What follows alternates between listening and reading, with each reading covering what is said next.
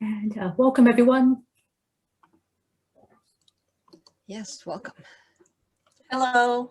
Thank you for coming. Hi, Brenda. Thank you for driving all this way to join us. On such a beautiful day. Beautiful outside. Isn't it gorgeous? Oh, shout out hello to Monica and Cindy. Hi, Monica. Oh, is it Monica Cord? Uh-huh. Hi, Monica Monica. Corday. Yeah. And Lee. Lee Rossi. And hi, Lee. Janice.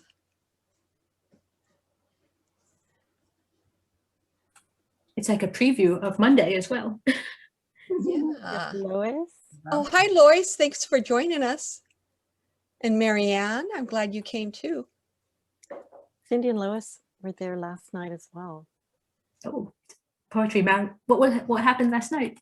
Last night, Monica Corday and I co-host a reading series that Chaché founded here in Menlo Park. Used to be at Cafe Zoe, now it's virtual. And we meet every other month. So Kim Shuck, San Francisco, newly emerita poet laureate, was our featured reader. And then we have Oh, fun. I used to go to that, Lisa, but I'm not on the list for it. And it's just dropped out of my mind. Oh, you have a list where you send notice? I do. And I'll have my non-existent admin make sure you're on. It might not happen if the non-existent admin is left to do it. I will manually make a note. Okay. Hi, everyone. Sorry, I was away from my screen. Oh, and hi, David. Hi, so glad you're here. Delighted to be here as well, to hear all of you. Yeah, yeah. Thank you. Yes, Monica, we're glad you're here. And thank you, Nancy Arbuckle. Oh, Nancy Arbuckle is in now, I think. And a few other people I know. And Rahel. Hi, Rahel.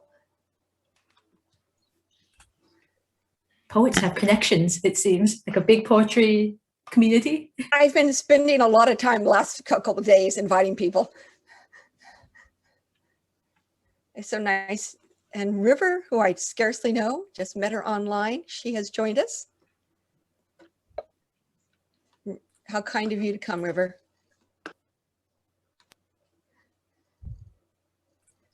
And we'll just give people a few more minutes to join us. But as a heads up, we are recording this session. If you don't want your video to appear on the recording, please just hide your video and you won't be part of the recording. Hi, Lydia. Hi, Carol. Yeah, I'm under my other name. Yes, your other name. Omazina. Hey, Lois. How are you? I'm fine. I think I've got an allergy. Good, good. Now, Lydia, you're the only person's face who's showing on my screen. Okay. I'm adding the spotlight, so we're focusing on our poets. Okay. Oh, okay. I wondered why I was suddenly getting this message that I was on the spotlight, but I couldn't see it. I just see all of you, which is really what I want to see anyway. I want to see all the faces. Maybe Oh, one more minute. Yeah. Yeah, we have quite a few friendly faces in the waiting room too. Nice. Look at that. And hi, Mary, and hi, Kathy Warner, my friend who's recovering from surgery, joined us. Thank you. Robbie. Hi. Oh, Robbie from Albuquerque. Oh, Ooh, look at that. Tony's here. I think my mom's here. I have to do the obligatory. Hi, Mom. I'm delighted she could join us. Yes, it's like, oh.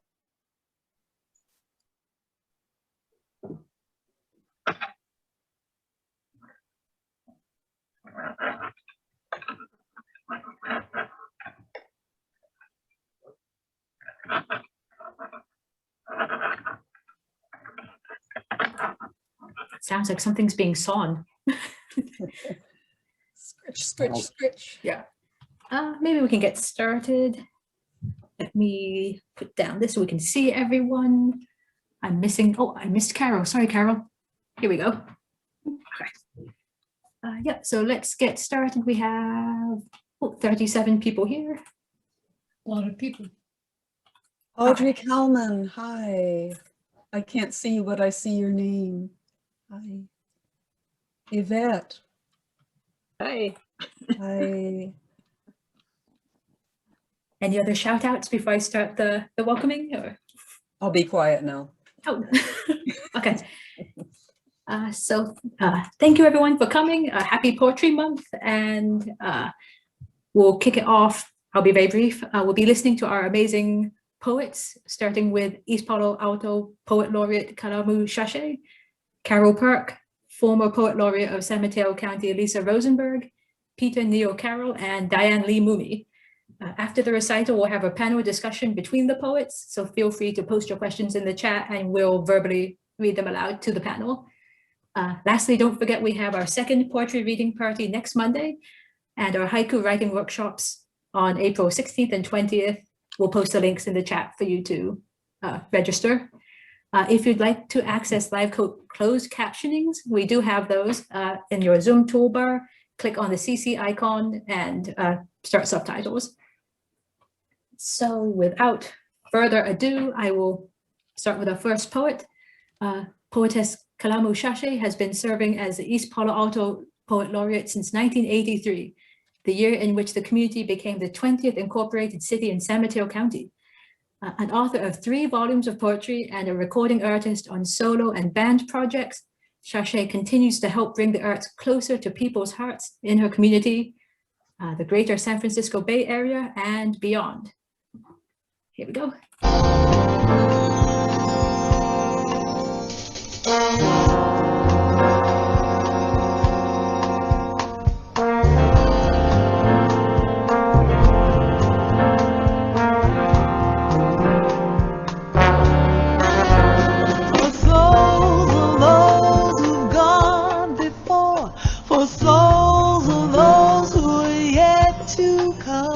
I praise the future from the past.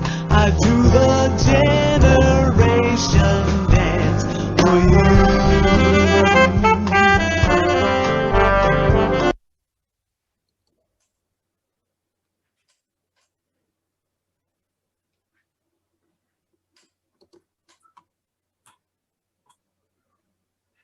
Okay. Thank you, Jenna, so much for that introduction. And I thank the staff of the San Mateo County Libraries, all of the distinguished poets that we have with us this evening, and the viewing audience for making it possible for us to come together to celebrate National Poetry Month 2021, which was introduced in 1996 and is organized by the Academy of American Poets every April.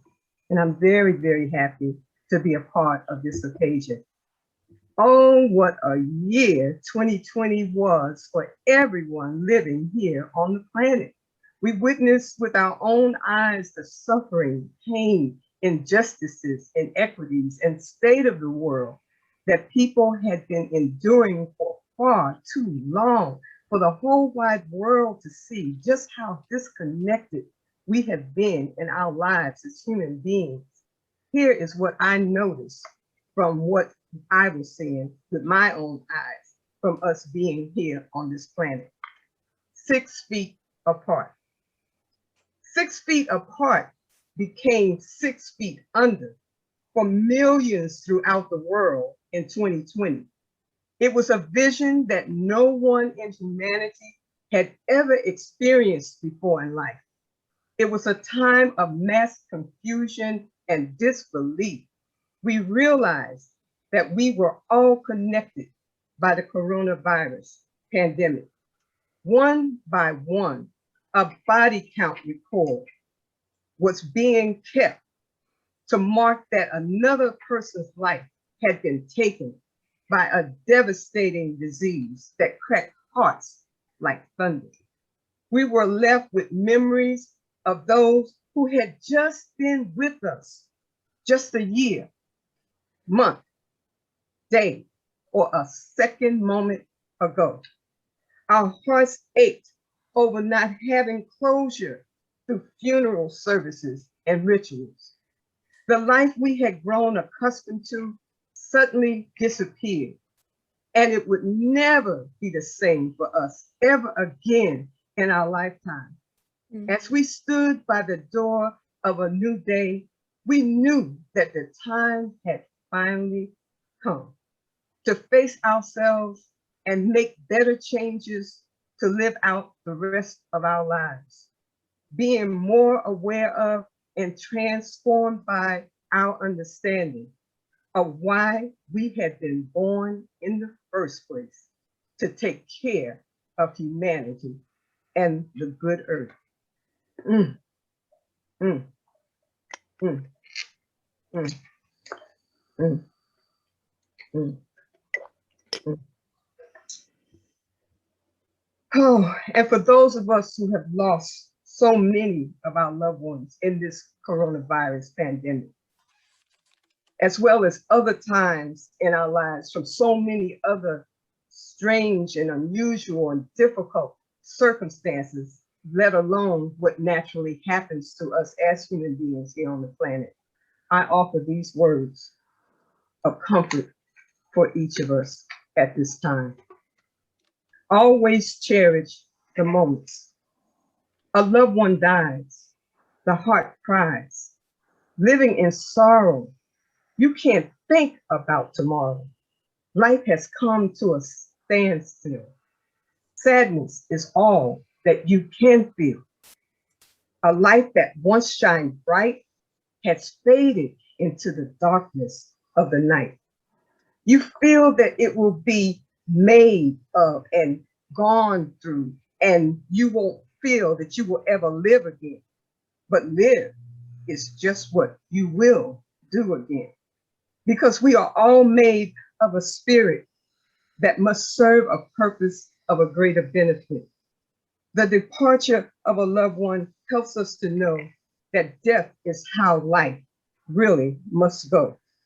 Death, in this truest sense of reality, is a way for the soul to be free. So always cherish the moments you got to share with your loved one who is no longer here.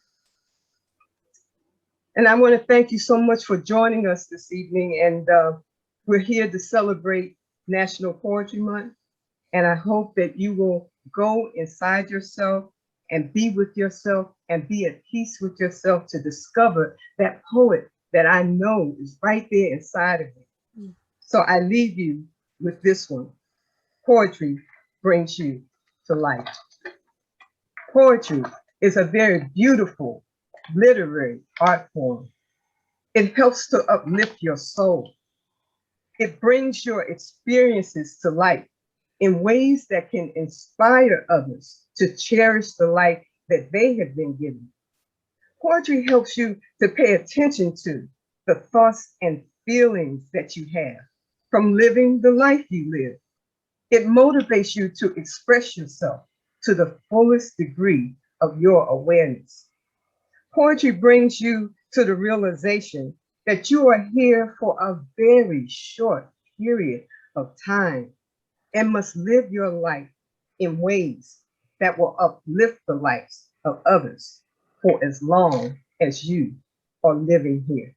I'm Poetess Kalamu Chaché, thanking you so very much for being. And it is now with my great pleasure that I now introduce to you poet Carroll Park. Carroll's homes range from the San Francisco suburbs and wilderness to mazes of Japan. Her poetry appears in Minerva Rising, Magazine, Monterey Poetry Review, and Viral Verse, Poetry of the Pandemic. Check out her fiction through her website, carrollpark.us. I present to you poet Carroll Park. Thank you. Thank you all for coming tonight. And I'm really thankful for this opportunity. And I want to call out Jenna Varden, a librarian at the San Mateo County Library, and the whole institution for what they've done to make this happen. I'd like to take you on a tour of an interior and exterior landscape.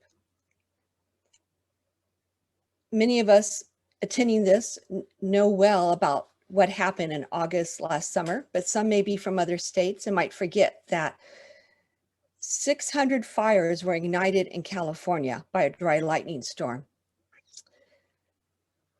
My daughter living in Santa Cruz and close to the fires inspired this poem. It's titled Smoked Chickens. Escaping flames raging close, the chickens travel, hot and panting, crammed within a cardboard box, evacuees from coastal fires. Near the clutch, chicken mama, my daughter, drives with her own brood. A dozen chickens mutter and moan in front, while in back, a 4- and 6-year-old sit along with 2 bunnies, unknowing of homes incinerated or trees ignited without warning. In the car, a clucking chorus from the former TP box occupies their minds. Hens stand on fellow chickens' backs. 12 pressed and mashed together, they sway to mountain curves, seized by centrifugal force, an hour drive. Their craving grows for water, air, and space to flap and wiggle. Meringue the pullet will suffer no more. Her beak pushes out, then her neck through unsealed flaps. Her glassy eyes reproach the chicken mama. Meringue makes a break, flaps up, and free. As the hen rises, mama shrieks. Foreseeing feathered breast, blocking vision, and a not so hot way of death. With one hand, chicken mama crams the rebel hen back within the cardboard pen. Midst her children's laughter, uproarious in their innocence. And my daughter and the 12 chickens did make it to our house and stayed with us 10 days. My next poem was written about a decade earlier, but it's about something that we are all seeking more of in these pandemic times. Many of us are going outside a lot more than we did before. And my poem tells something about the wisdom and solace I find outside. Sea of fog. My friend and I leave lowlands for an ancient highway, skyline, on the ridge dividing land and ocean views. Gnarly limbs of oak hang strands of shaggy moss over us. We talk of teens and husbands, how distant they've become. We reach a sweep of firs covering a slope. Green ends with ocean of slate clouds, so like our tender talk. Questions tremble below, careful covers, how to make midlife days into lasting art. When we make 60, who will brace our hearts? We park and hike through chilly mist on a needled path while pondering peaks pushing up in the soft blue of old China. Poison oak's leaves and bushy prickles loom, but skyscraping pines delight. Pink underparts of madrones show the way to peel off strips of our own bark. We come upon rocks with startling form and color, cut like white bricks, but tiny and set in perfect symmetry. A mystery mason's work. I steal one chunk to remind me of unplanned good, cut aright, aligned, how stone can play a part in beauty.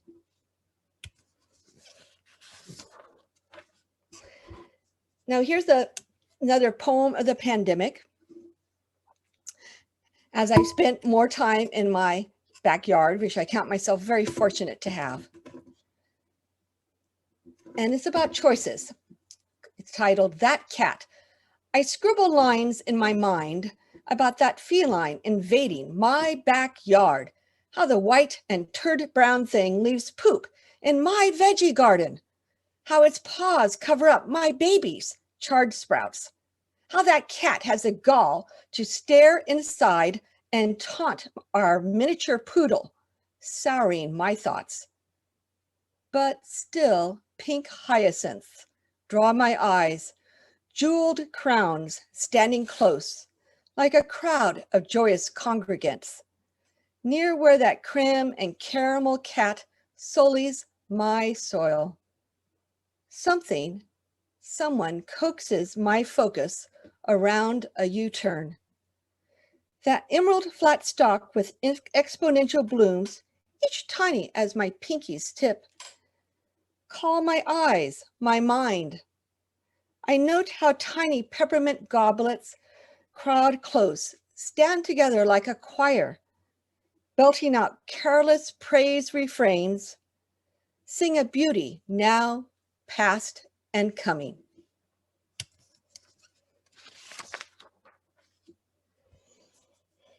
I love picking fruit and find myself yearly gathering persimmons from friends' trees and then trying to give them to others.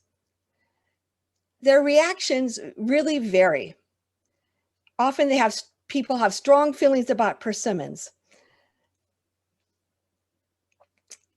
And I'm also seeing a lot of strong feelings among people during this time of the pandemic, and as fear, anxiety, and isolation have its toll. So here's a poem that relates to all these things. Bitter to tender. The Fuyu persimmon gives a mellow bite, firm and squat, coral-colored and apple-like, with hint of cinnamon spice. But the long and tapered hachia type puckers the mouth with astringency when its orange is mistaken for ripe. No surprise, many say no to this fruit, or how owners of a bountiful tree allow their harvest to fall and birds to dine. I reach for these persimmons as they color and green is leaving their skin. I pile firm fruit in a straw basket. Their orange will fire my rooms turned nippy. Even their leaves, forest flat, round with points, sate me. I tend them as infants while they brighten and soften as sockeye salmon. Others divine hachia as bitter. I stay mindful of two sides, how their blaze on platters lights my winter rooms, how with time and nursing, they turn tender and bright, full of sugar. Now, one last poem. I think I can just fit it in. And I want to dedicate this to my dear creativity coach, Sarah Bussey. Spiraling songs. When I allow the hearing of that larger voice, not that old and guttural hiss, when I listen, really listen, to the spacious voice, my subterranean soul knows love. I, yes, me, feel loved, receive power for the winding climb of the giant tree, where life intertwines delight. I'm proffered a staircase, a way to spiral up around the silver trunk, past gnarls, lines, and furrows, even a hollow holding the ash of loss. I ascend to branches birthing finch, crow, and sparrow alike. They open small or deadly beaks, and songs and caws burst out, their melodies floating and dampened in the leaves. Pliant circles with saw-tooth edges. I touch them, sharp yet tender, and amid their green, I climb and circle, songs of love and largesse, basking in delight.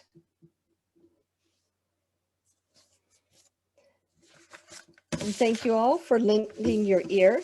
And now I am delighted to introduce to you, stop. That was my timer to tell me I have to stop reading. I'm delighted to introduce to you Lisa Rosenberg.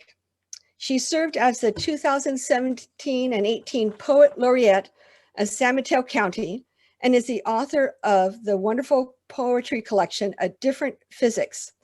She is also winner of the Red Mountain Poetry Prize and a former Wallace Stegner Fellow at Stanford University. Her speaking and consulting bring tools of science and art to industry education, and public discourse. Thank you, Lisa. Thank you, Carol.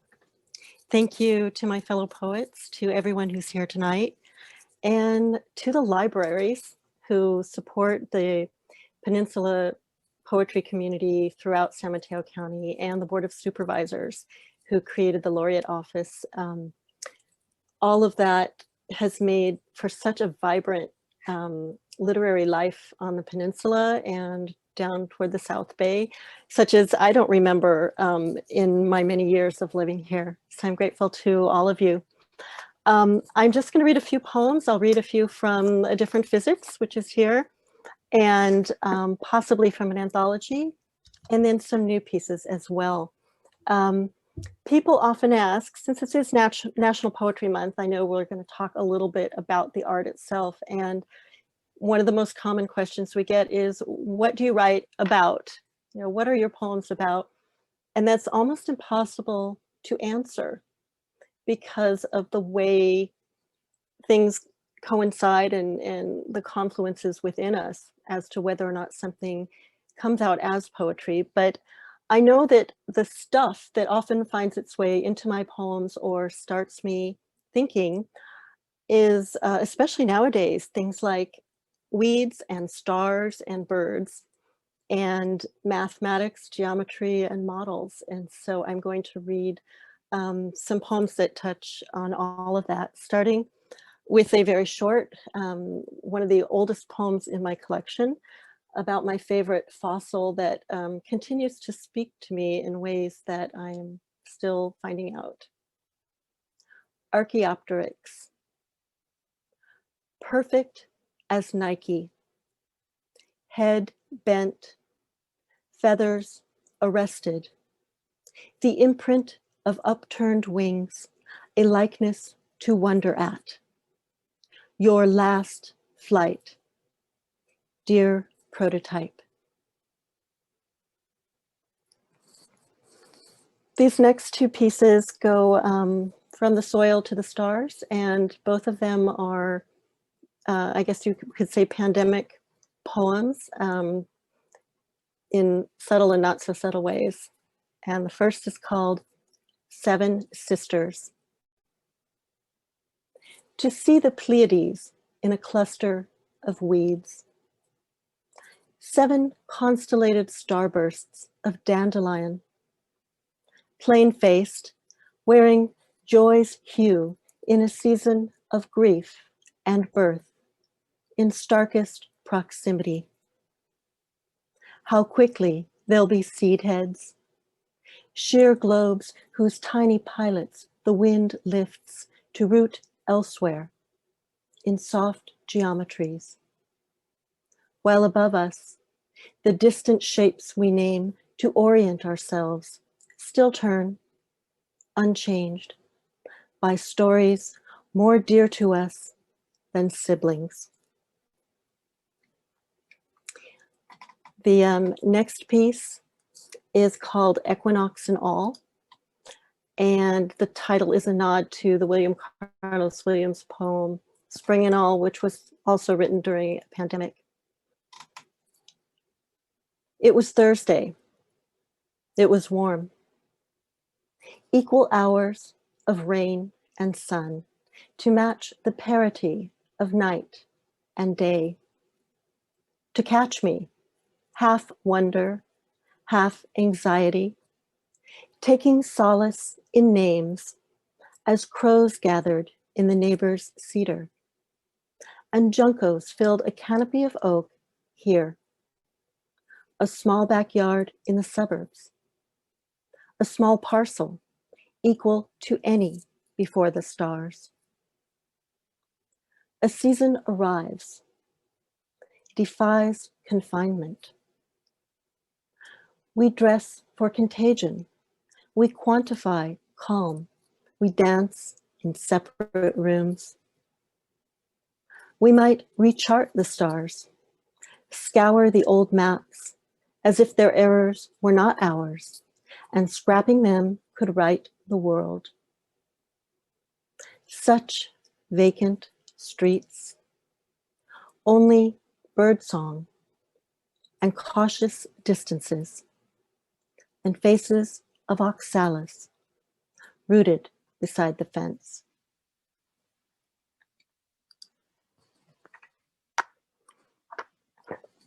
So I was only going to read 2 more poems, but I think I will slip in a fire poem. Carroll made me think of it, and that's a newer poem from this beautiful anthology edited by Molly Fisk called California Fire and Water, a Climate Crisis Anthology. I spent in my entire childhood in fire country in Los Angeles, greater Los Angeles. So the fires up here are reminiscent and triggering and all kinds of things.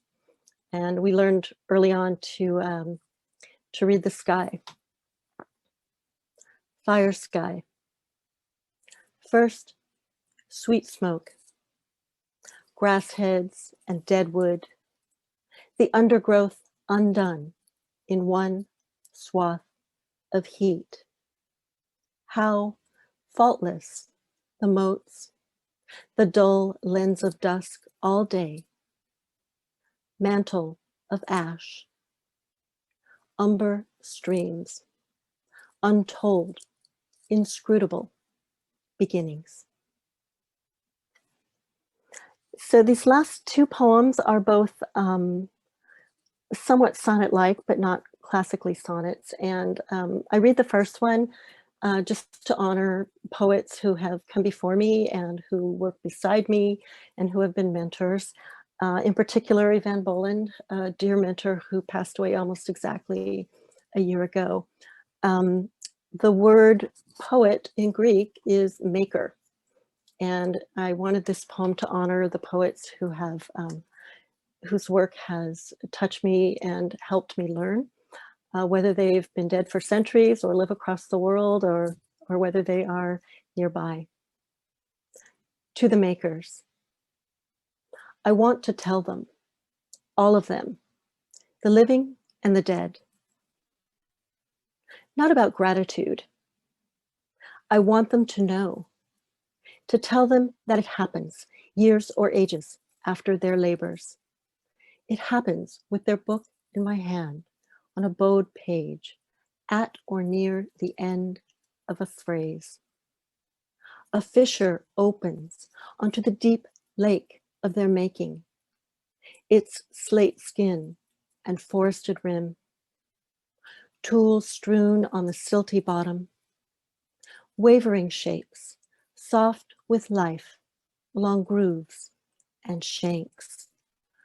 Through this water, through murk and sunshaft and clear shoals, the pressure building or falling off, they dove and rose time and again, hauling, gleaning, and leaving the lake to make a portal from words. So I will close with a poem that's very much about models. Having grown up surrounded by airplanes and engineering and having worked in engineering a long time and in science, there are some pretty long, deep-rooted, difficult models to contend with there, many of which we aren't even aware of. And Leonardo's Vitruvian Man is certainly one of them. And I wanted to set that model free, or at least give it one potential recasting. Vitruvian child. Vitruvian child, with your arms flung wide, your bare feet riding that faithful circle, day into night, day upon age upon eon. Reach for my hand, out beyond the box tips, where your fingers stretch toward eternity, where your likenesses thrive untethered to provinces of gender, to purviews of paper and ink. Tell me what harmonies swirl from the famous shapes that frame you, how your many selves dwell in that flowering of limbs. Tell us what freedoms you've devised, how an open frame becomes a plaything through every season and in every light. So I offer that piece as another nod to the teachers who have shown me how language really can transform us and transform our world, and how those two acts are connected. So wishing you all a delightful National Poetry Month, and hope it carries forward through the rest of the year. And with that, I am delighted to introduce Peter Neal Carroll.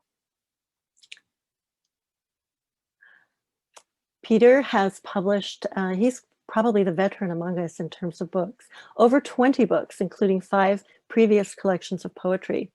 His poetry has appeared in journals as well as online, and he is the author of the memoir, Keeping Time, Memory, Nostalgia, the Art of History and Poetry. He's the poetry moderator for portside.org, and one of the poetry luminaries of the peninsula. Welcome, Peter. Thank you, Lisa. Really, lovely reading. And thank you to all the poets that are here, and Jenna especially, who spent a lot of time organizing this. Did a great job. So really wonderful. And it's amazing how the poetry scene in the peninsula has risen. So when we all were realizing that there was big trouble last March, a year ago, well, 13 months, I started keeping like a little journal of how people were reacting and talking and worried. And I did that. I'm still doing that. But out of it, I found myself writing poetry from the journal itself. And so what I've selected to read today are 5 poems that go from March of 2020 to, I guess, March of 2021. But the moods and the process of observation just changed remarkably, as everybody knows, and as everybody's going to say and tell their grandchildren. So this one is called I'm Fine, Can't You Tell? News came as text last night. A childhood friend of my daughter offering to help get groceries, leave them on the porch. I wouldn't be exposed. An amazing gesture, as you can imagine. Someone not obliged, willing to take the risk. I was touched at first, and then it began to sink in. This young woman sees me as old, though I'm sure I can take care of myself, walk 4 or 5 miles every day, eat my oatmeal. I thank her for waking me up. That's the exact thing that this frigging virus has accomplished. A wake-up call. Sure, I know I'm going to die, but not necessarily next Tuesday. And here I am, apparently, on the verge, a pinch from eternity. You too, maybe. Who can tell? But it forces a person out of the rut when someone asks, how are you doing? You answer, fine. I'm fine. Of course. Can't you tell? And strangely, they say, I'm just checking in, and don't forget to ask if you need help. And now my memory is being questioned. Yes, I forget things, even the name of this young woman sometimes. But that's normal as a person gets older. And that's normal as a person gets older. And I haven't felt so unsure of myself, trying to figure out what I want to do with the rest of my life. That was in the middle of early in March. And then this one came about a week or so later, a little bit flirtier. It's called The Ides of March, and still on this theme of quarantine. Rain returned overnight. Steady rattle on the skylights. Good, for limp weeds and canvas-back ducks swimming in the bay. But the mood indoors is gray, edgy. Between afternoon cloudbursts, I lurch outside into chilly air, find myself on unpeopled streets, indulge both freedom and safety. Except for the sound of dripping trees, it's pretty quiet until I notice the barely audible chirps of small birds, brown feathered with streaky whiteness near their throat. And I look more carefully as I pass a grassy, unoccupied playground, spotting the first red robin pecking at mud. Hear the racket of ravens prowling through garbage that was spilled by the morning recycling trucks, a territory previously controlled by blue jays, but overtaken lately by mobs of black birds, and realize I may be witnessing another stage of evolutionary change. These birds are descendants of dinosaurs. They know about extinction. And with all this humming and whistling, nibbling on willow buds and worms, licking wet leaves, they are enjoying the plight of their pedestrian rivals, who claim biblical rights to increase, multiply, replenish the earth, unworried about global disaster. And perhaps the birds in their flucy mid-air exercises expect to reclaim the power and glory of the hero Tyrannosaurus Rex, hoping to ride again, masters of the universe. And what with rumors of global change, why not?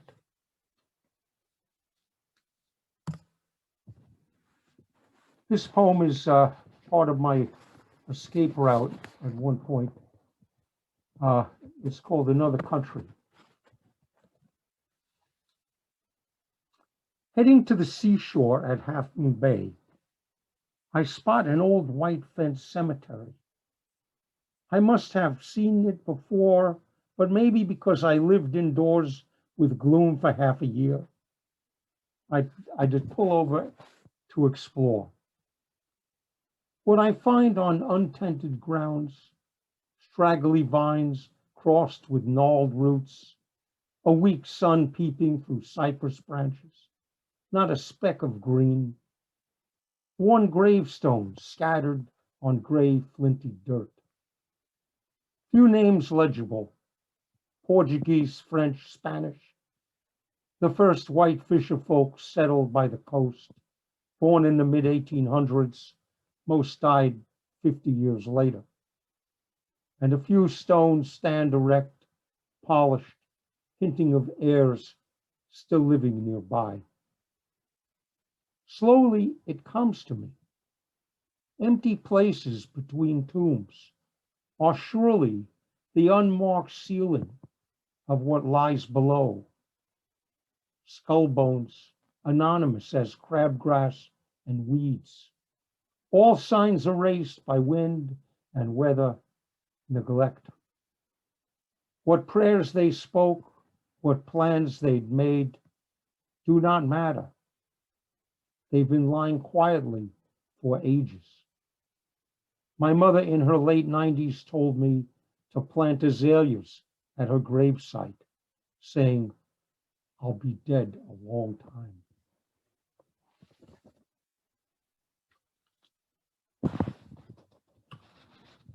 And then eventually, it started to rain again, and the poems lighten up a little bit as we come around the new year.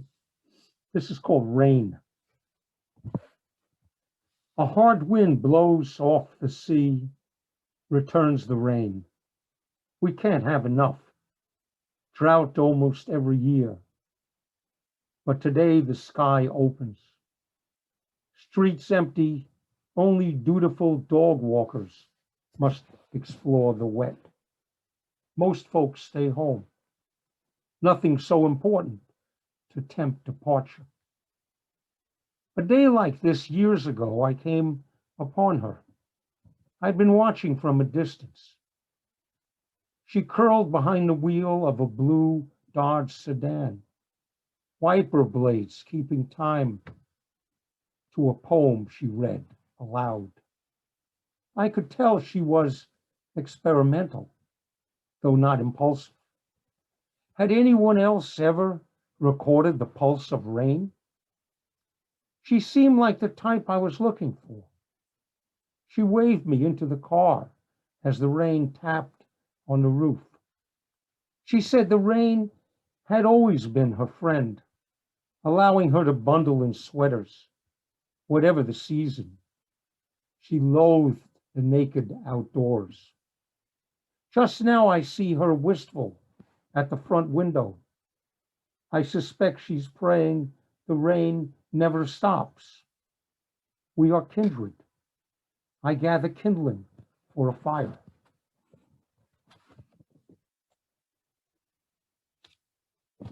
And this one is even looser in wantonness.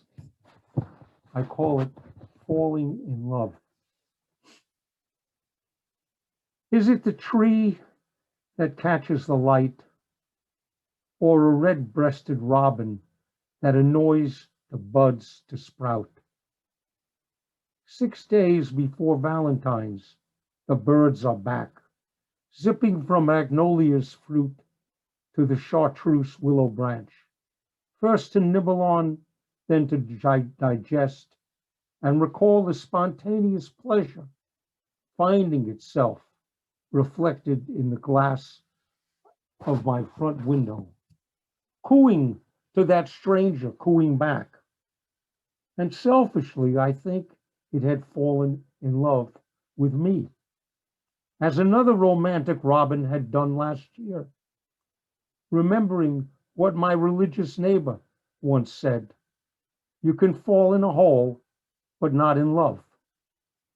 Welcome home, my nearsighted bird. So that's it. That's the year in a little succinct way of putting it together, the high points and the low, I guess. And, you know, I hope you all wind up in a happier place in the coming weeks and months and things like that. And again, it has been a treat to do. I'm so delighted to be part of the local community of poets here. And this gives me an opportunity to introduce our next poet, Diane Lee Moomey, who co-hosts the monthly Coast-Side Poetry Series. And her newest collection, Make for Higher Ground, will be released by Barefoot Muse Press later this year. In 2018 to 2020, Diane won prizes and honorable mentions from the Ina Kuberth Circle and the Soul Making Keats Literary Contest, and has been nominated for a Pushcart Prize. So here you are, Diane, break a leg.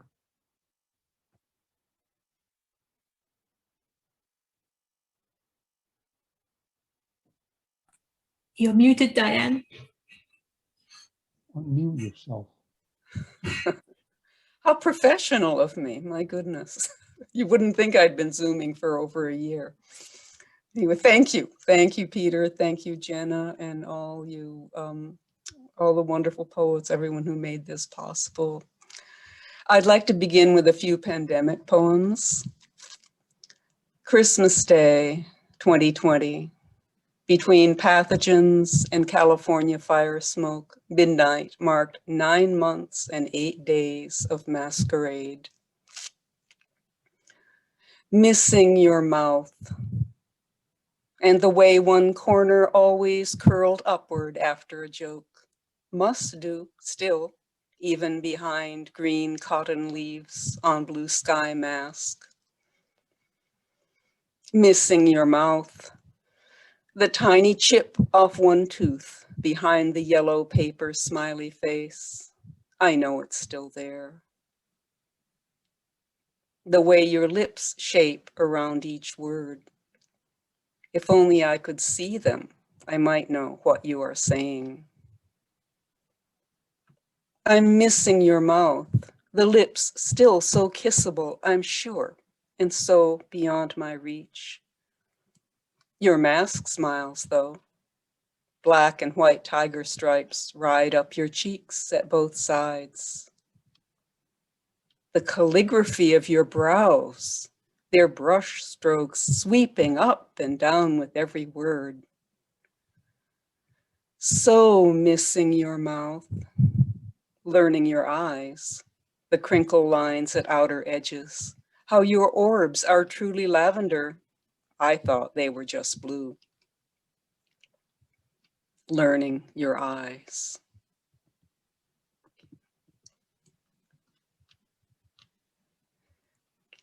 Kiss, Kiss 2020. Tomorrow afternoon, we'll meet outside your house. I'll squeeze Purell into my right palm and gently stroke your left cheek. You'll do the same for me, from lip to ear. We'll make kissing noises, hold our breaths, and being careful not to sneeze, we'll press those pristine cheeks together.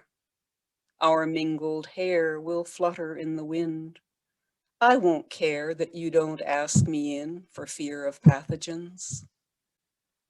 We'll walk companionably on to Pete's, 6 feet between, order matching cappuccinos to go.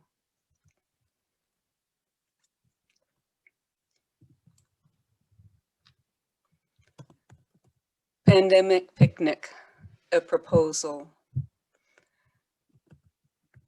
Meet me at my car, masked, and spread a tablecloth, freshly washed, across my hood. I'll have made us bread. We'll take a fender each. I will reach across with love and gloves to pass you opener and anchor steam.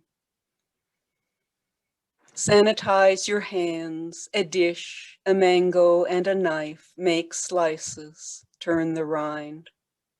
My bracelets will jangle, shaking crispy crackers from the box, arranging cheese with tweezers. Crows will wait to catch the things we drop. On a plate beside the figs and grapes you wash so well, life boy, I can tell. Finger bowls of alcohol, just in case. Pigeons will pass over, sure to leave a billet doux. How very blue and white our sky. I'll say I do believe tomorrow's forecast is for thunder showers. We have umbrellas, and ours.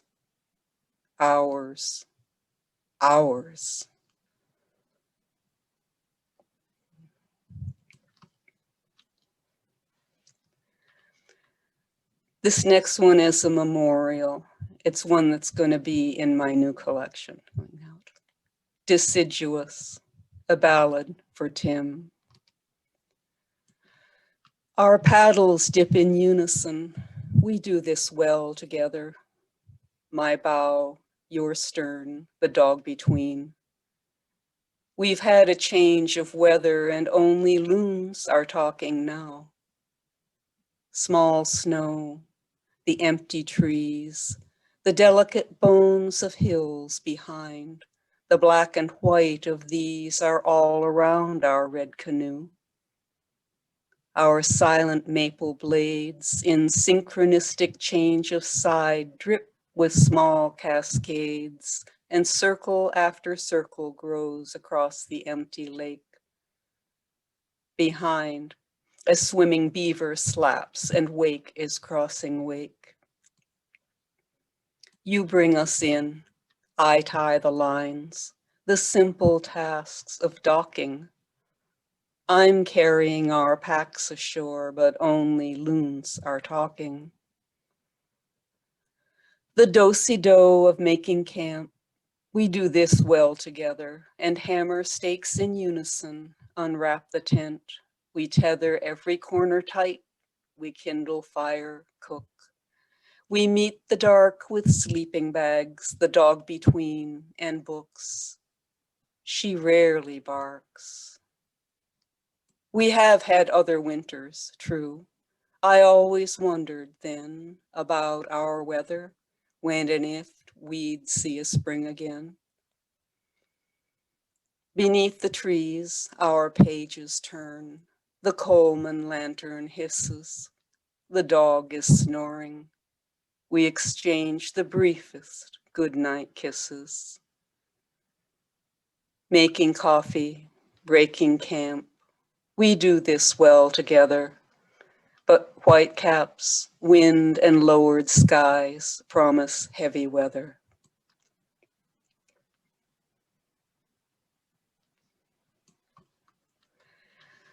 So my last couple poems are about the interface between humans and the natural world, which I write about a lot. In tall red grasses once I found a nest, not far from where we parked the Chevy.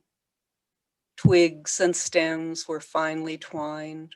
A speckled egg was empty. I took a yellow feather, left the rest. Above my head, the grasses closed and only traffic noises told the way back. I lost the place. 20 paces west and 30 north. I had supposed we'd all return this summer, or at least in fall, but I lost your speckled shell, your feathers, path, the chance to see you, all. Or 30 paces south and 20 east. Just the once in this entire life have I ever asked the gift of flight.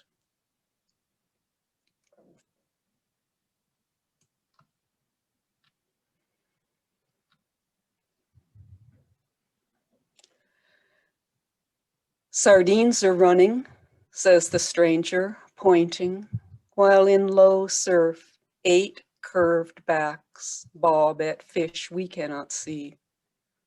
Nearly close enough to touch. The soft black fins, the almost smile. Dolphins trolling north toward the harbor, perhaps aware of being watched. Sardines, she says again, one of a line of us strangers talking to each other. Telephoto lenses and camera phones in hand, our sandy walks paused. The wild for once comes close to land, and we strangers smile and click as we do for our children splashing in the shallows, point and click, wanting to make the wild our own.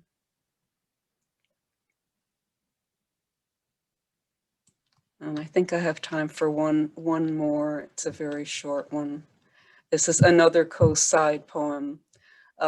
Fantasy after reading about another wildcat sighting on the coast.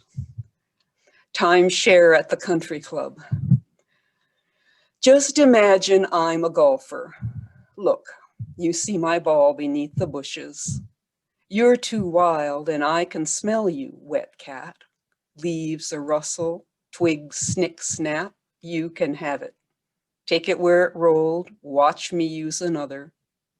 7th hole, balls inside the cup, all wet. Your tawny hairs are stuck to every surface. Mornings, you're seen to cross the green, and every sand trap's full of scat. So now you'll bide your time until the dusk, hiding in the rough. I'll pack my clubs and seek the car, slam the trunk. You hang around, shadowed. Eyes. It's your turn now. You've waited long enough. Thank you. Thank you so much for having me. Okay, we're going to move on. Oh, thank you, everyone. Oh, yeah, thank you first for everyone's poems. They were amazing. We are going to go to the Q&A portion, panel discussion. So if you have any questions you want to have the poets discuss, feel free to put them in the chat. So let me just get everyone lined up. And Chaché and Carroll. Okay, so feel free to put your questions in the chat, and in the meantime, we have a few questions. Can you talk about poetry during COVID? How have you reinvented yourself and responded to quarantine? And what has your writing experience been like during quarantine? Yes, let's not all speak at the same time. Yes, how are we going to handle this, Chaché? I think, well, let's start with you, Diane. Answer that question. That's a good one to start with. Okay, well, what's changed for me is in the last year, I have taken many online classes, more than I ever would have before when I had to go driving to them, because there's nothing near me. I'd have to go to the East Bay or San Francisco or wherever. And just taking those classes has opened up an inner space for me. I was forced to learn Zoom because I have I teach part-time through Foothill College, and at the end of March last year, they gave us all a membership to Zoom, like the paid professional Zoom, and a webinar, and they said, okay, by the end of this month, you have to have all your classes on Zoom. So wow. It transformed everything. And since last fall, I've been studying formal poetry with Annie Finch, which I wouldn't have done otherwise. So I guess that's from this time too. So yeah, I could go on, but I will stop now. Someone else. I'll add some really kind of basic physical changes that happened. Right away, there was such a profound quiet that descended, and life slowed down to a more human scale and a more human pace. Of course, that's speaking from the privilege of not working on the front lines. But just the absence of traffic noise in those very early weeks of quarantine, and birds, the bird song was astounding. And it wasn't that more birds arrived, it's just that there was an article in Salon that I just only recently saw, but they actually changed their singing habits to adapt to the absence or the huge decrease in human noise, human generated noise. So I found that the kinds of sensory, the sensory field around me was so much richer. At the same time, the pace of my days slowed way down. I wasn't driving like mad across the bay or up and down the peninsula. And it reminded me of my childhood, when life had a slower pace for all kinds of reasons, not just perception. And I think that allowed the human arts to enter, the way of being in our day, in our daily activities, more connected to our physical sensations, not just up here all the time. I think that created more space and more stimuli for the making of art. I know for me, it changed me as a listener, and listening is key to making. How about for you, Peter? Well, I was hinting before when I was reading about how I kept a kind of journal. The poems I read, for instance, were written maybe in 10 or 15 minutes with no punctuation or anything, because I was trying to capture the immediacy of what we've all experienced, the silences, the one person who you see walking down the street with a little dog, pausing, to pick up whatever and to continue on. Those little isolated things were like slow motion. And so I sort of was able to do it in that way, as speaking as a poet. I live with a woman, my wife. We've been great friends for a very long time. I I'm sort of bragging. I know it's hard for people, very hard, who are alone and didn't have someone so close.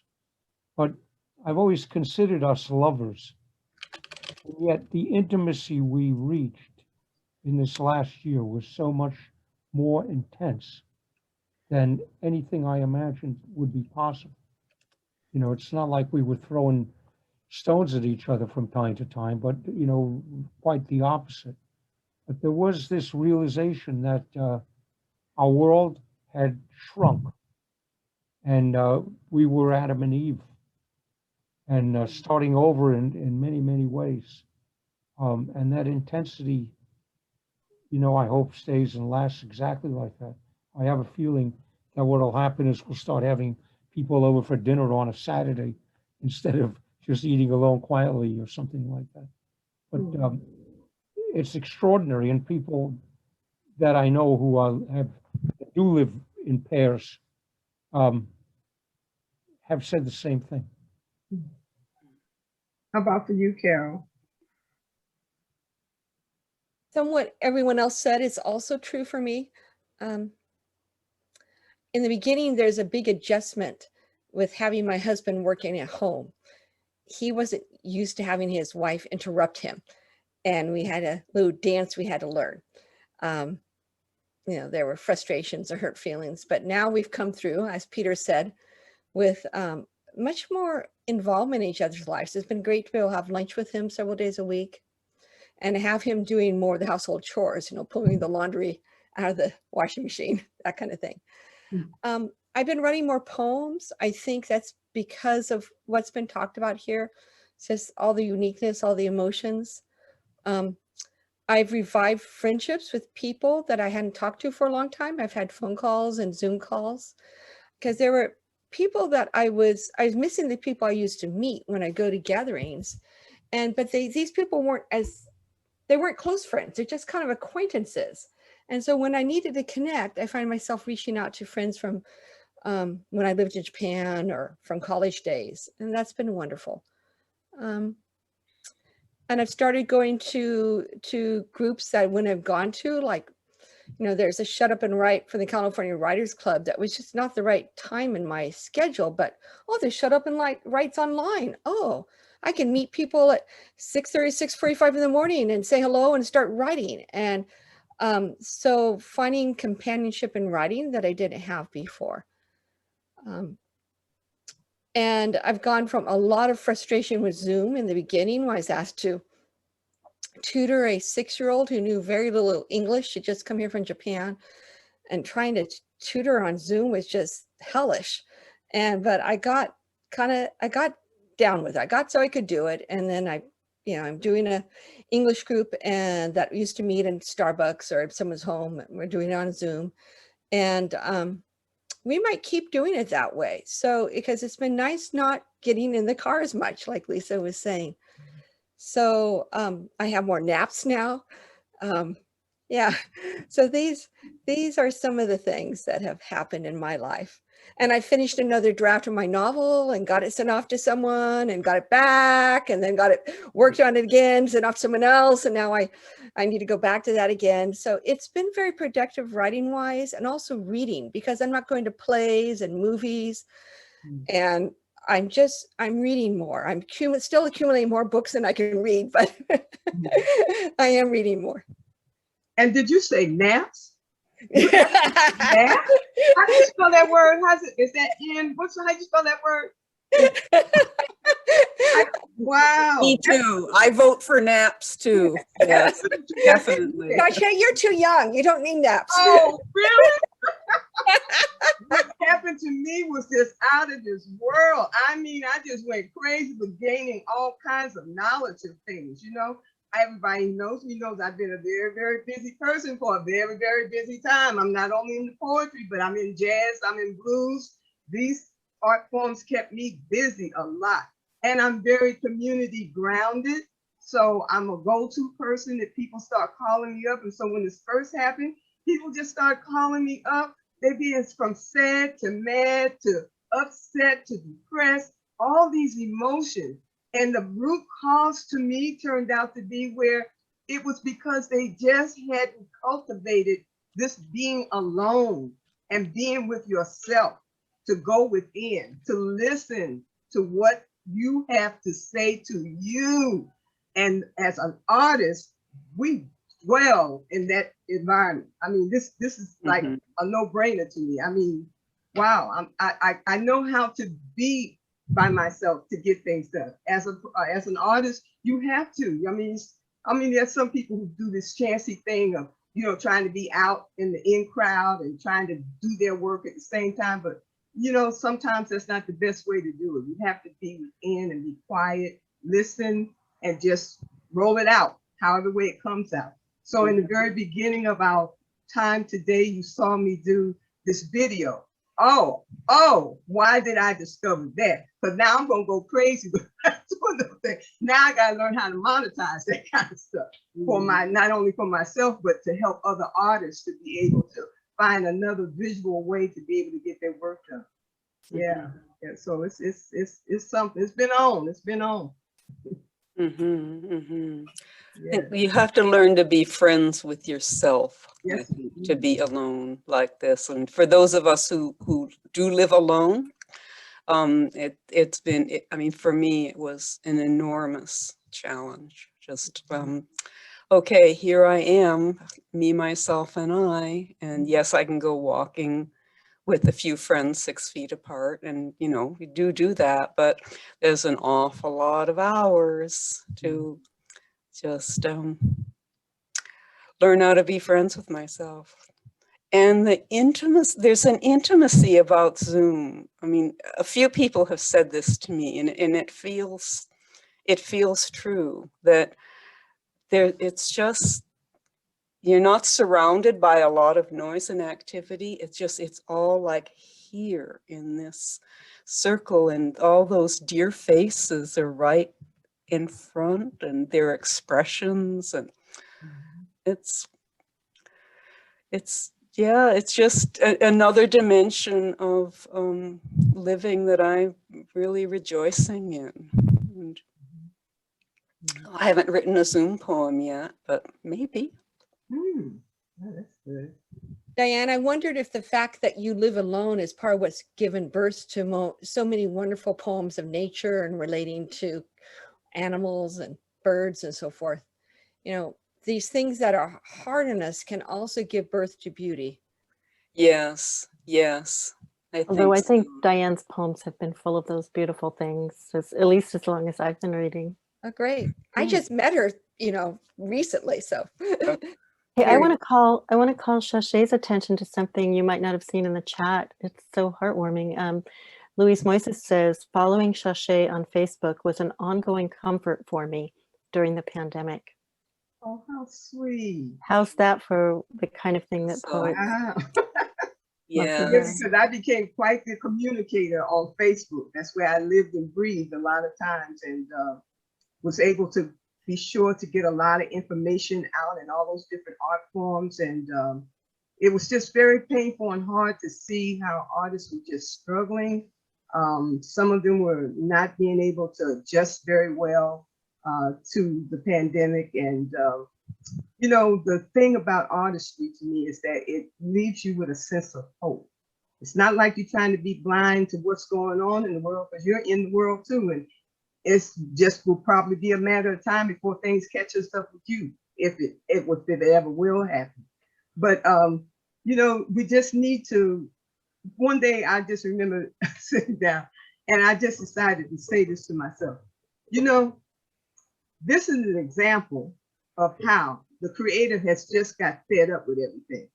You know, because it's just sad. People have been so wound up in all this hustle and bustle of life to such a degree, they didn't know how to be by themselves, how to even be with each other.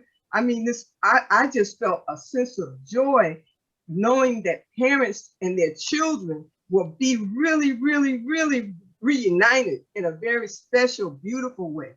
Of course, there have been reports that sometimes that didn't always turn out good, but you know, we're still going to have to be praying for those people, blessing the people, and getting the help that those families need to make sure that everybody in a household understand we all come here to be as loving and supporting of each other as we can. So I just, ooh, that just really did something to me. And then to know about how the segregation that had been happening between the elders and everyone under them, that kind of like came to a halt. Now people are realizing, do you know you're getting ready to be old too one day? You know, you may feel like you're really far away.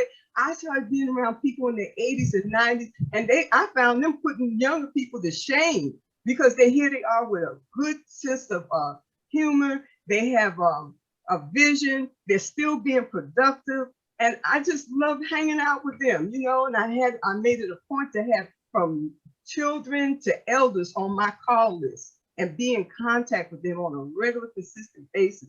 And that was always happening. It was always a happy time. And I've talked with people who said things like, you know, I was really feeling bad before I called you. But wow, I don't know what you done, but I think I'm gonna get up and go do this. And I mean, that was just magic to me. I just love it. Oh, I've got a few questions from the audience. Can we try one? Let's see. This one's a fun one. When do you find is your most creative time to write? Are you a morning or evening writer? Well, I'm a night owl. I'm gonna say that right there. I'm a night owl. Mm-hmm. I have a morning coffee practice. I can sit in my bathrobe with my coffee, with my journal, and nothing happens until I have written at least one page in that journal. And I wish I could say that it was deathless prose or poetry. Most often it is not, but it pulls out the plug. And after I've done that, other things happen. And then sometimes lines for poetry will just kind of drop into my lap sometime during the day. And then, you know, I'll take time and do that then. But that's like every single day. And when I miss it, sometimes weird things happen and, you know, I can't do my coffee in the morning, but I really notice it because it's what ties the days of my life together. I get a shot of energy at about 3 o'clock in the afternoon, and I believe I get it because in another hour or two, I'm going to have wasted the whole day. And it seems to, you know, sometimes I start early, but in the end, in that 3 o'clock to 4 o'clock time, it surprises me. So I don't worry if I'm goofing off at 11 or 12 or 1 or 2, but when 3 comes, here I am. And then I'm done. Peter, I think there's a vector then from my energy to yours, because that's when I tank. Oh, yes. Oh, I found that my writing time, I've made it like this poor cousin for so much of my life. You know, when I was working full time, it was just tiny lyric poems that I could carry in my head. That's how I memorized them, carry in my head and work on them whenever I had a free moment, like walking between meetings or something. And then when I had a small child, it was just late at night. Like I could write between, you know, maybe between midnight and 2 a.m. And then after many years of homeschooling and my child finally going off to school, I had this weird thing before pandemic, of course. I picked the wrong year to stop homeschooling.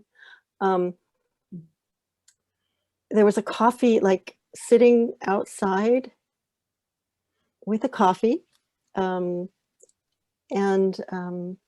just noticing what could happen and what could come into that space.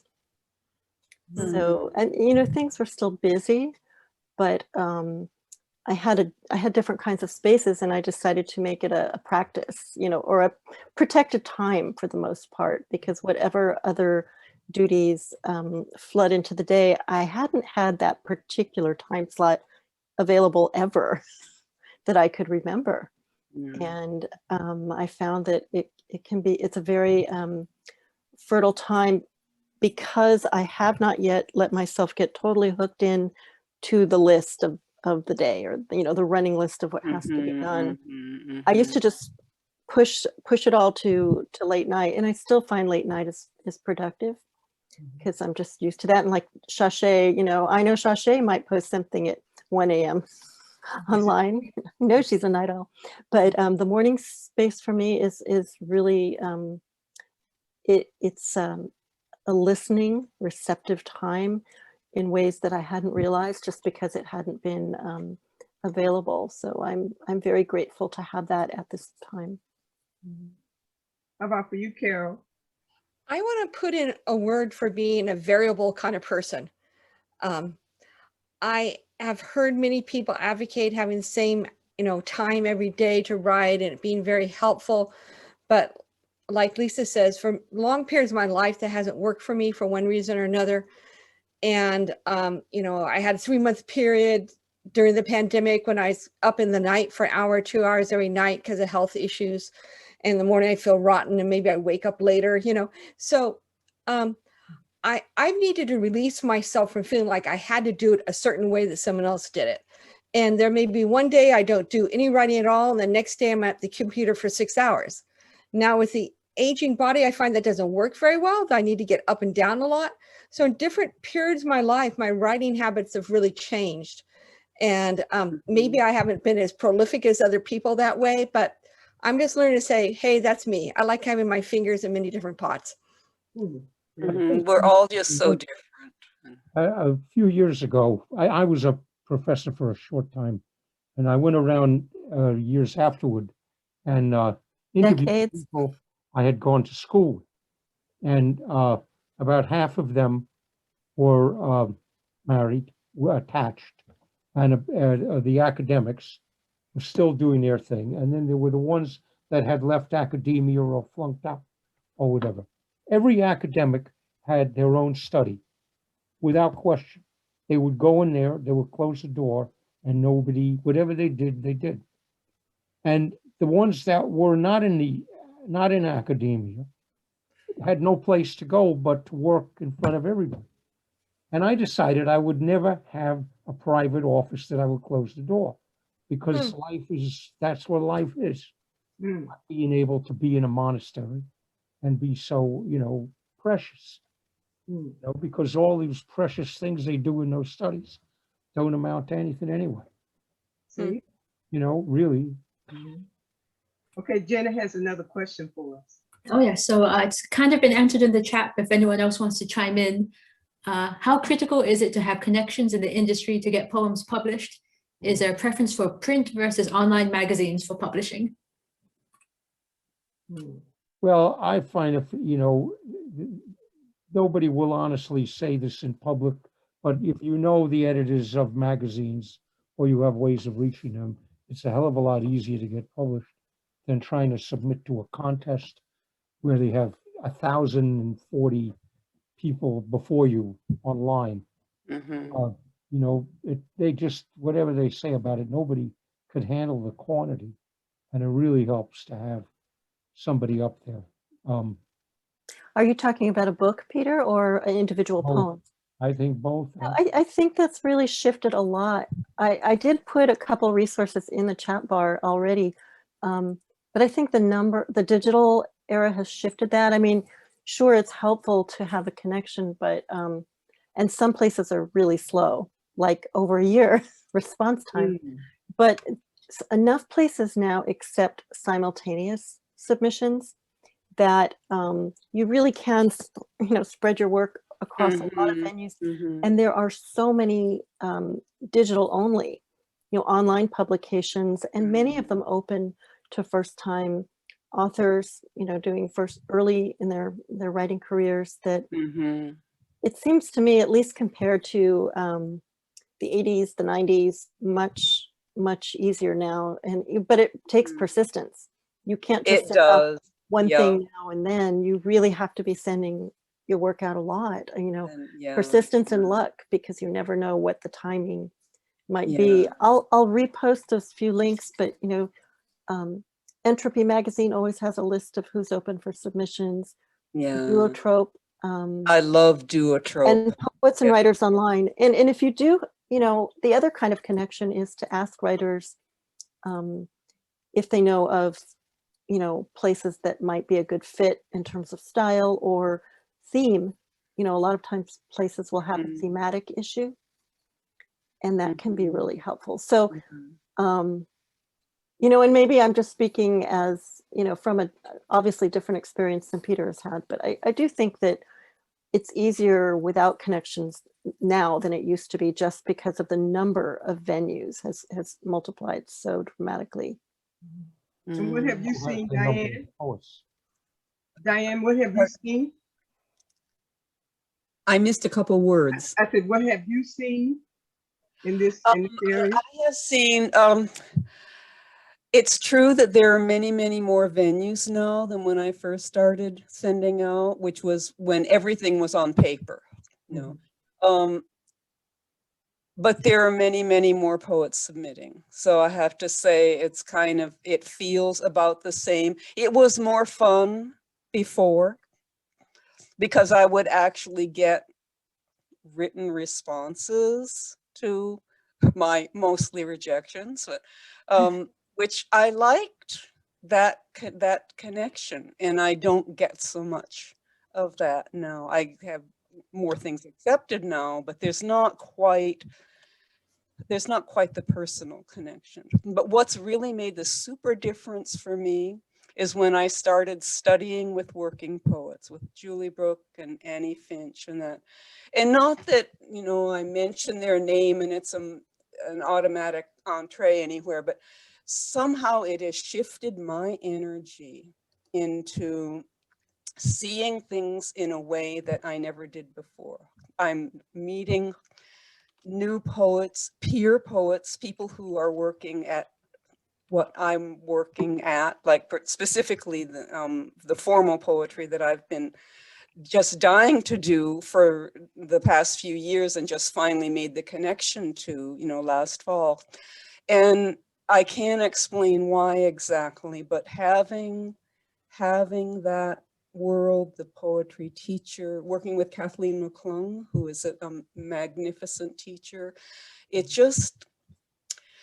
just opened up my whole world. So I guess that's something I would really recommend, you know,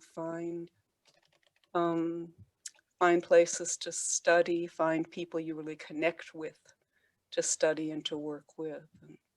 And the other thing that I saw is that there's need for poets who happen to be on social media to put their own work out sometimes. You know, I mean, we all have pages, and it's just been, to me, kind of sad that, you know, you're already published. I get it about how you don't want to put out work that has not been published in some kind of form somewhere else. But for those of us who have published something, we certainly have something that we could do and set up a schedule for putting it out there. And that's what will help people to know us more and be supportive of our work more and be able to talk for us and speak for us sometimes, you know, with their friends and associates they have. Right. That's a tool that I don't see a lot of poets really getting into, but it was there all the time. Yeah. Isn't there a line in Oz, you know, it was there? What was that Dorothy, the good witch was talking to Dorothy about, it was with you all the time, you know, we need to remember this. There's some things that we do that's been with us all the time. We just didn't look at it that way. Yeah. I'm finding that's happening a lot. And my Facebook group, maybe it's just the collection of people that I've gathered around me, but we post our things and we post the journal, like the cover of the journal that it was on, and give a few notes, say, you know, here's a journal that really likes lighthearted, witty, formal work. Here's the image, here's like the page of my thing that was on it.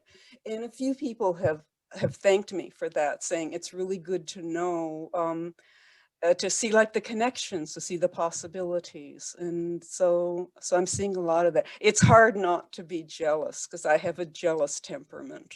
And, you know, if I see somebody who looks like they're publishing more than I am, I must confess, you know, but I'm learning how to manage it. I'm just, by seeing all these dozens and dozens and dozens of things out there, it's like, okay. You know, my child has seen me in tears when a rejection has come in. and I'll tell her what's going on, and then she'll see me send the work right back out. And I've had pieces that took, 17, 18 years to finally get accepted, and others that never did before they Yeah. appeared in like the book, and then they weren't eligible. Right, right. It often takes at least a good 4 or 5 years of sending something out, and then you never know. I had one piece get taken within 2 days. Yeah, That I was, know. that was the first, and I Instantly. doubt it'll You happen never again. know. But Now, I had the impression that if you put something on social media like Facebook or on your website, it's then you couldn't- ineligible. So yeah, you can't send it into a For journal. most So places, you yeah, have to I consider whether you published. want the immediate satisfaction of having the people who follow you on Facebook see it, or if you want to get it into a publication where it'll go to a different group of people. Well, that's why I mentioned that what we could be doing is something that we know is if something's already been published, it's no reason Yeah. we can't put that out there. Yeah, that's all I do is previously do it published that way. work. Okay.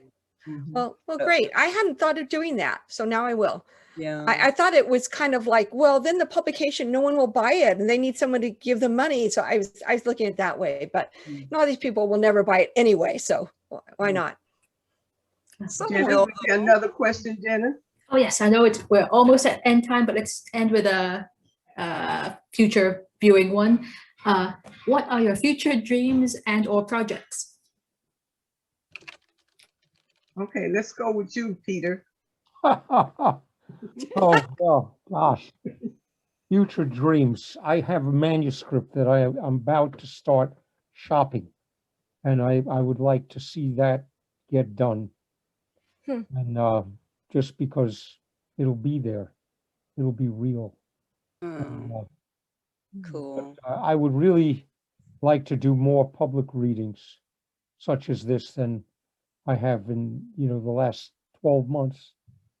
And because I don't think a poem is finished, at least for me, until it's been read aloud to some audience. Yeah. And that's when I feel like, okay, this is a poem. Then it's alive. Because you usually get feedback that makes you say, oh crap, that last line I've got to fix, and or someplace. Yeah. How about for you, Carol? Oh, I've put together a collection of poetry, and I've submitted to one place, but I know I need to submit it to 20 more or 80 more, I don't know. And I may polish up some of these poetry of the pandemic and add it to it, because the chapbook is older stuff. So things often have to sit quite a while before I can really see what the work needs. So there's that. And the other thing is getting my novel published. This has been something I've been working on off and on for like, I don't know, 15 years. So it's really got to go out into the world. It's time to be birthed. So those are my dreams. Well, y'all are my witnesses. I'm going to apply for the county poet laureateship this year when the applications come out. Yay! And I do have that chapbook coming out later this year. So I asked the publisher last week, saying I'm going to be doing this reading on Wednesday. Can you give me like an approximate date, or just later this year? She said, later this year is probably the safest bet. So, Maybe you can put the title in the chat bar so we can look for it. And who's publishing it, Diane? Is it Finishing Line? Barefoot Muse. Barefoot Muse. Ooh, what a nice name. It's Anna Evans, who is now the editor of Mezzo Cammin. She took over after Kim Bridgeford died. And it's formal. She's a formalist, and the call for entries was for a chapbook of formalist work. So that's what it is. And I'm typing here. There. You're adding it in the chat. Okay, good. How about you, Lisa? Well, one thing this pandemic has done is give me, like I said, a different time scale. And lo and behold, these like over 2 decades worth of kind of nascent essays have finally found the kind of time and space that I need to address them and find out where those are taking me. So I've just published my first couple of essays this year in like ages, And I'm really excited to be working on maybe a small collection, if not, or a series of connected or related essays. A lot of them are about being a maker and more about the intersection of how we are shaped as thinkers and empathetic fellow beings, and the models, really about changing those models we inherit. Especially for me, the partitions between science and art has been something that I've navigated most of my life, and that's only one kind of partition, but learning how to be aware of those, to treat them flexibly, and to find out where our real strengths and curiosities lie, and how to follow them.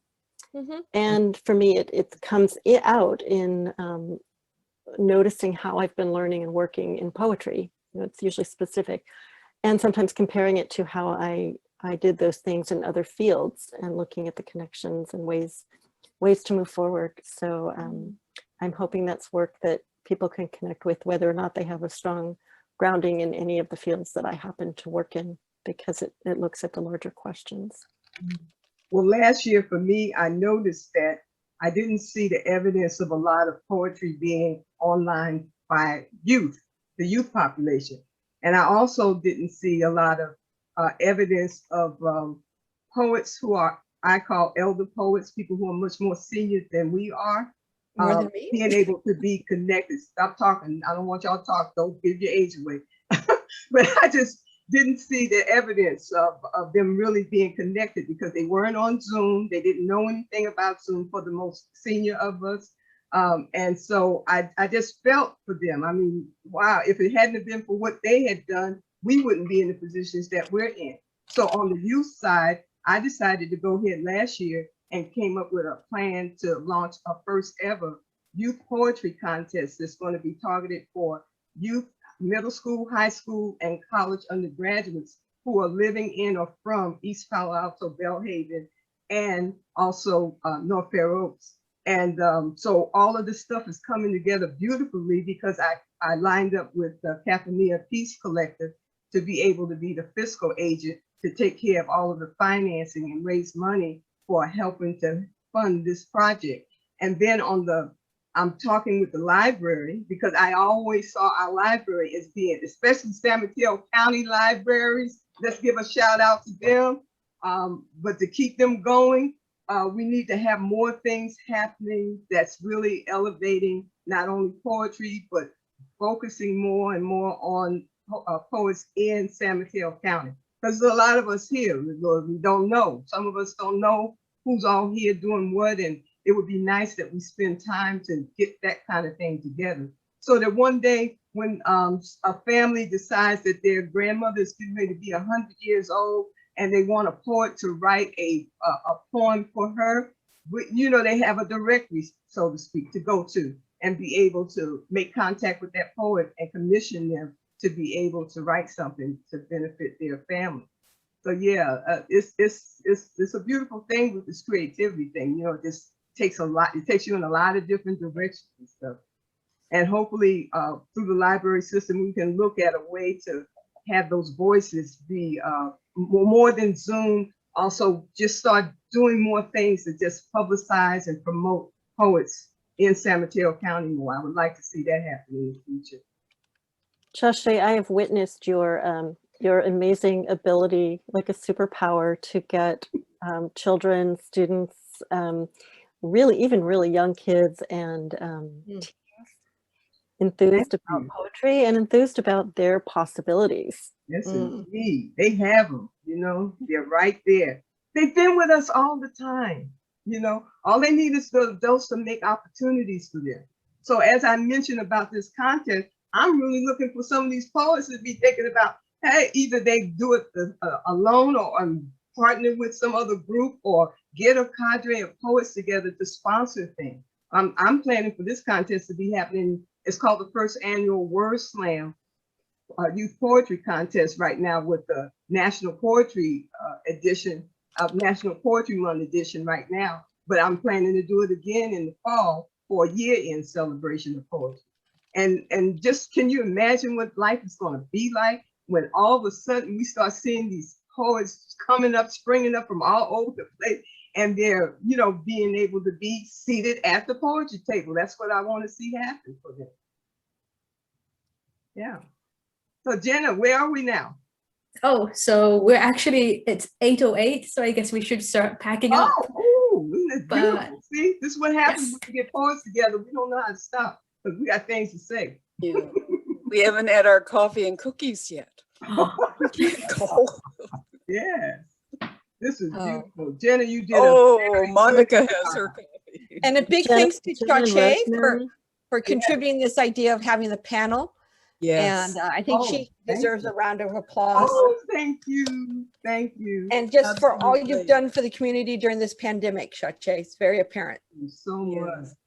But I've seen you all. I've seen you all, and you've been doing your part, and that's been very, very important to do.